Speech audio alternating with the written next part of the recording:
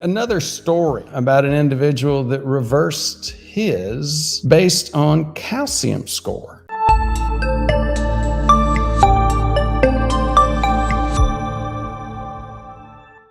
You often say, well, you just can't. I mean, it's hard enough and it's unusual enough to see a reversal of plaque in terms of CIMT, but calcium score is even more difficult. It's more rare. And again, it's even less practical as a goal, but it does happen. John on our channel did a video and demonstrated it. John is a very, very smart guy. He has done work. He's managed several different chat rooms for preventive health. He knows his stuff. He's a very nice guy. He came to see me and he said, sniffing and asking questions about insulin resistance. He said, Doc, I know you're really focused on prediabetes, insulin resistance. I can tell you I don't have that. My doc checks that every 6 months and I check after him and I don't have it. But I know that you're focused on it and I'll get the testing that you want. So let's move on. And I said, okay, great. And we did exactly that. Well, his initial glucose tolerance test showed a decrease in his primary response. In other words, it showed what we usually get as we start going into insulin resistance, loss of the first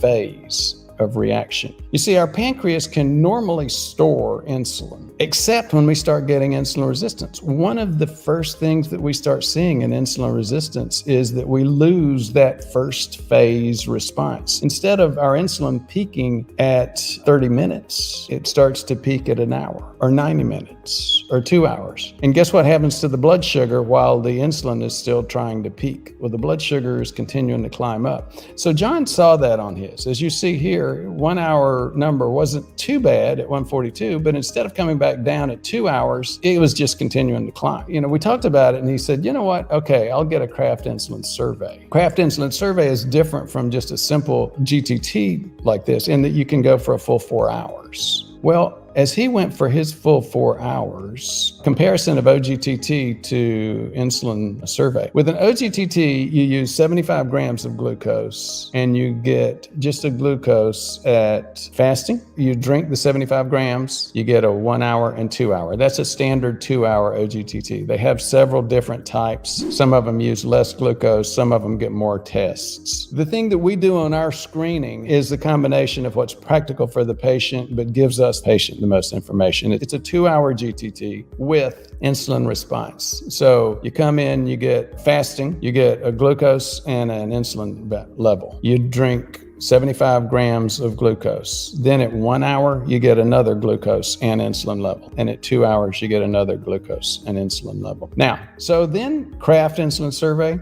instead of 75 grams of glucose, they use 100. Instead of just 0, 1, and 2 hours, you get 0 or fasting, half an hour, 1 hour, 2 hours, and 3 hours. Some of them even 4. So John agreed to do that. And look what happened to his insulin and glucose. As we said, insulin just sort of barely got up to 50 at a half hour, stayed at 50 for another half hour. Then at 2 hours, it peaked at 80. Then, so at 2 hours, he's finally peaking in terms of his glucose. So this is clearly his insulin receptors are not responding to the insulin. In someone who has an optimum insulin response, they would peak with their insulin at half an hour and then come back down to 40 at 2 hours. So as you see, John lost his first phase. And in addition, his receptors were just not responding to the insulin that he was putting out. He was still putting out insulin, as most of us do, but his receptors were not responding well. So at 2 hours, his glucose finally peaked at 291. So again, he takes this to his doctor and he said, you know, I've been telling you, I think I might have prediabetes or diabetes. And the doctor said, no, you don't. He said, well, what do you say about this test? The doc looked at the test and looked again, shook his head for a minute, and he said, I don't know what to tell you. You don't have diabetes, and these tests are rigged to fail. It's like, what? You don't have diabetes? Well, what about this test? These tests are rigged to fail. That is the unfortunate standard of care that you tend to get in primary care. It's unfortunate, it will change, but that's why you have to beware and make sure that you know what you need to know to take care of your health. So after that conversation with his primary care doc. John then went to his ophthalmologist and mentioned that to his ophthalmologist. And the ophthalmologist said, "Oh yeah, I know." And John looked at him and the ophthalmologist said, "Yeah, you've got diabetic changes in your eyes." So it's like the ophthalmologist knew that he had diabetic changes in his eyes. Meanwhile, his primary care doctor was still saying, "Good for you, you don't have any diabetes or prediabetes." John, as I said before, is extremely smart. He knew what to do. He cut his carbs. He did not appear heavy or obese by any means. He was a